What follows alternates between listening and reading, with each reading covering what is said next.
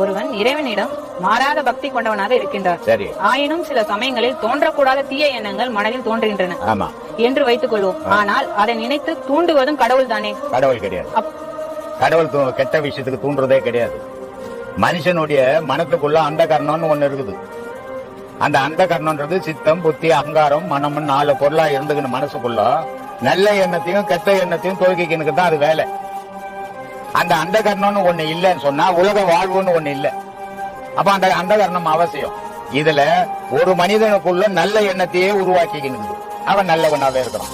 ஒரு மனிதனுக்குள்ள அந்த அந்த கர்ணம்ன்றது கெட்டதையே உருவாக்குது. அப்ப அவன் கெட்டவன் ஆயிடுறான். இதுக்கு கடவுளுக்கும் இதுக்கும் சம்பந்தமே கிடையாது. இது மனுஷ சம்பந்தப்பட்டது. ஒரு மனுஷன் இருக்கிறான், எல்லாரும் அன்பா இருக்கணும்னு ஆசைப்படுறான். ஒரு மனுஷன் இருக்கிறான், எல்லாரையும் அடக்கி வாழணும்னு ஆசைப்படுறான். 2 பேரும் மனுஷன் தான். இவன் மனசுக்குள்ள உதயமாகிற எண்ணத்துக்கு ஏற்ற மாதிரி அவன் நினைக்கிறான், அவன் மனசுக்குள்ள உதயமாகிற மாதிரி